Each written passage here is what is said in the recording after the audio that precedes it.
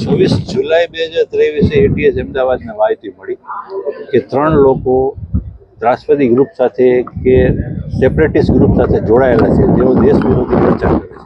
એટલે આરટીએસ અમદાવાદના ડીવાયએસપી રાજકોટ આવેલા લોકોએ 4-5 દિવસ સુધી તપાસ કરી ત્યારે ખબર પડી કે 3 લોકો ક્યાં છે. 2 જણા રેલવે સ્ટેશન પાસેથી પકડાયા 31/7 અને એક એના ઘરે હતો, ત્યાંથી ઘરેથી ઉપાડી લીધો હતો. અને પછી એમની પાસેથી જે વસ્તુઓ મળી એની પંચોની હાજરીમાં પંચનામું કર્યું.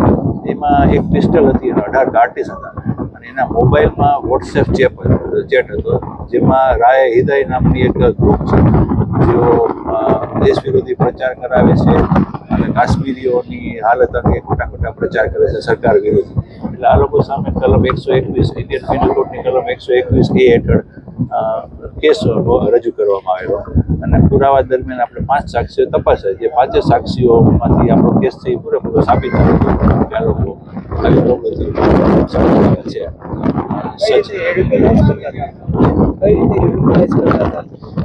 રેડિકલાઇઝ કઈ રીતે કરતા હતા ને એ તો ખાલી આરોપીને જ ખબર હોય. એ એમ કે એમ નથી કે અમે આ જગ્યાએ જતા અમને આવું શીખવાડતા, પણ એની પાસેથી જે મટીરિયલ મળેલું હતું એ એક બંદૂક હતી, એક પિસ્તોલ હતું અને 18 કાર્ટિસ હતા. હવે એ તો યુઝ કરે ત્યારની વાત છે, પણ એના વોટ્સએપ ચેપમાં જે વાત મળી હતી એમાં કાશ્મીરીઓની હાલત અંગે જુદા જુદા મુસ્લિમ સમાજના જુદા જુદા લોકોને ભડકાવવા માટેના આ પ્રચાર હતા. એટલે જરૂર પડે તો પિસ્તોલને એ યુઝ કરી શકાય, એ મળી આવ્યા હતા. કોઈ કારણ નહોતું. 21 વર્ષના 22 વર્ષના માણસ સાથે શું કારણ હોય પિસ્તોલ? પણ એના વોટ્સએપ ચેપમાં દેશ વિરોધી પ્રચાર હતો, કાશ્મીરીઓની હાલતને એટલે એ આપણે કલમ 121 આને સજા કરવા માટે આટલું પૂરતું છે. આનાથી વધારે કરાવવા માટે કંઈ જરૂરી નથી. એનાથી વધારે તો કલમ 121 છે. આ 121A 121 છે એ વધારે કંઈ ત્રાસવાદી ગ્રુપ છે કે જે કંઈક કરે તો એને મોતની જ સજાની જોગવાઈ છે, બીજી કોઈ નથી. અને આમાં આજીવન કેદની સજા સુધી. આજીવન છે કે અંતિમ શ્વાસ સુધી? કઈ રીતે આજીવન એટલે અંતિમ, જો કોર્ટ એમ કહે ને કે અંતિમ શ્વાસ સુધી, એટલે આજીવન એટલે અંતિમ શ્વાસ સુધી. જો કોર્ટ કંઈ ન કહે તો 20 વર્ષે છૂટી શકે, પણ આમાં કોર્ટે અંતિમ શ્વાસ સુધી કીધેલું છે એટલે એ ક્યારેય બહાર ન આવી શકે, સિવાય કે હાઈકોર્ટ સુપ્રીમ કોર્ટ ફેરવી નાખે. દલીલ કઈ પ્રકારની રહી?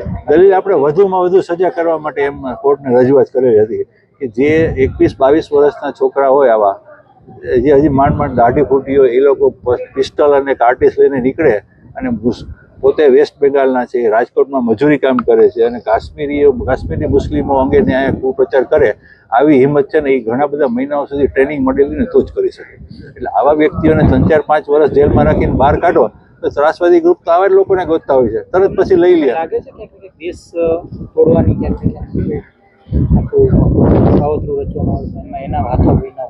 દેશ તોડવાની પ્રવૃત્તિઓ તો દેશ જ્યારથી આઝાદ છે ને ત્યારથી ચાલે છે. કેટલા વખત કોણ સક્સેસફુલ જાય છે એ અત્યાર સુધી કોઈ સક્સેસફુલ ગયું નથી, પણ કોઈ પ્રયાસ મૂકતું નથી.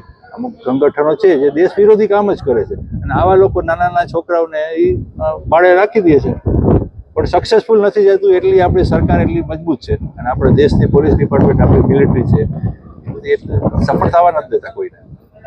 પણ પ્રયાસ કરે એટલે એને સજા તો થવી જોઈએ, જેથી કોઈ આવો બીજો પ્રયાસ ન કરે. પ્રયાસ ન કરે કે આપણી મિલિટરી સક્સેસફુલ છે, આનાથી કાંઈ નથી થતું, તો આવા ગ્રુપો તો નીકળી જ પડવાના છે.